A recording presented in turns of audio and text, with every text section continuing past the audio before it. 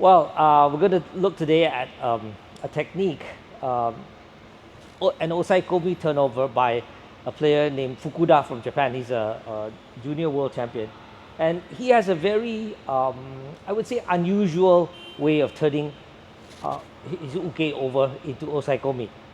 Really quite different from the typical way that the Japanese do. So what's the typical way that the Japanese do it? There's a technique which doesn't really have a name, but Jimmy Pedro and Travis Stevens calls it the sushi roll. I guess they call it the sushi roll because the Japanese do it a lot. And the way the so-called sushi roll works is usually Tori will hold the belt here, go underneath uke, right, like this, roll uke over like this, and get a hold down like this. This is what a lot of the Japanese do. Craig Fallon, the late Craig Fallon from Great Britain, world champion, he did this technique as well. Ole Bischoff from the Olympic champion from Germany also did this technique as well. So that's but it's mainly popular among the Japanese. Now, in recent years, a variation of this sushi roll involves a very unusual belt grip. And what a lot of players do is they put their hand in and then they grab the belt like this to make it tighter. Urarti Sugoi from Spain sort of pioneered this. And Amandine Bouchard from France, she does a further variation on this. Instead of just grabbing like this, she grabs the jacket skirt and then she holds like this, and you have a very tight grip here. Now, is all of this necessary? Well, Neil Adams, for example, the IJF commentator, former world champion and live commentator, has often questioned the necessity of doing this. You know, can't you just grab here like this? You can, but I think it's useful to grab like this when uke's belt is loose. If uke's belt is very tight, then you don't necessarily have to weave your hand in. But if uke's belt is loose, which is sometimes the case, then it is useful to go in and grab like this. Now, if your wrist is not very flexible and you can't actually grab like this, you can do Bouchard's way, which is to grab the jacket skirt. Or, in the case of Fukuda, he doesn't even bother to do that. He just grabs the gi here, and he has a very a tight grip like this. Okay. Now, Fukuda, it should be noted, does the attack from this side. Fukuda does the attack from this side. But since I'm more used to doing it this side, I'm going to do the attack. I'm going to demonstrate it from this side. Okay. Now, with the right hand here, what you do is you put it inside the collar, the back of the collar, in like this, with the thumbs out, fingers in. Okay. Now, what happens if uke pulls in the collar tight? And look, uke is putting her head up. The collar is too tight for me to weave my fingers in. If I keep on trying, wasting time, referee is going to call mate. So what Fukuda would do when he can't get the collar grip, is he just goes in here like this. That works as well. Okay?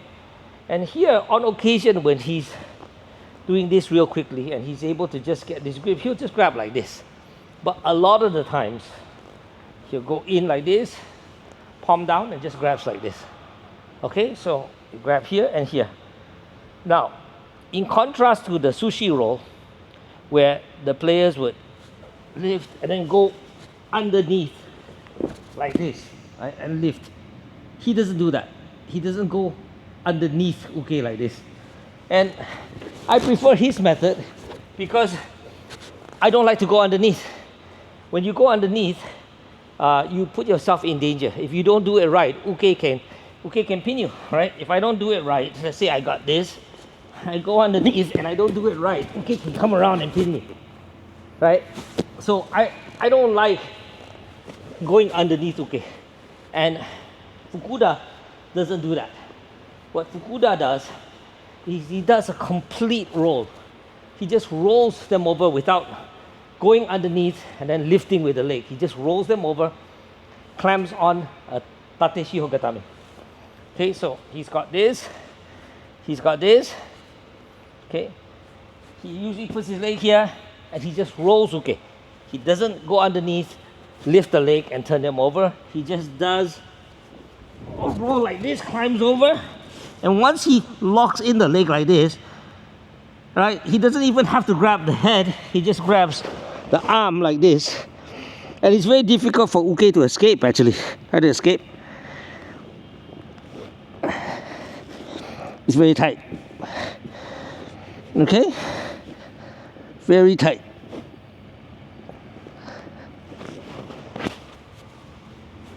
So the advantage of this technique, it uses the momentum of the roll to get uke over without sliding underneath uke and taking the risk of getting pinned.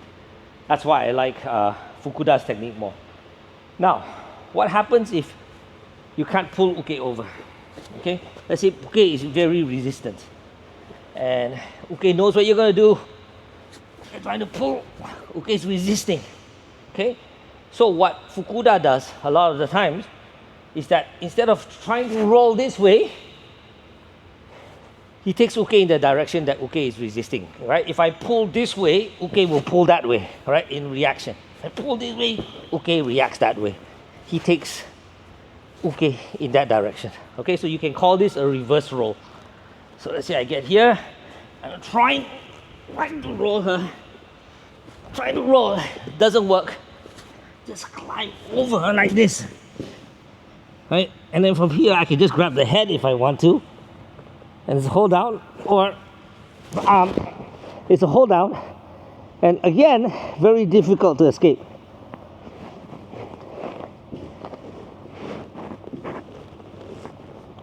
Okay, it looks not so tight, right? The arm doesn't look so tight, doesn't look like we're very secure. But because the legs are so tight around uke, you don't need a very secure hold on the arm. Hold like this, or hold like this. Try to escape. Very difficult to escape. So, the principle is, you're trying to roll uke this way, uke resists by pushing that way. You're pulling this way, uke resists by going that way. You take uke in that direction. That's a reverse roll. Okay, done.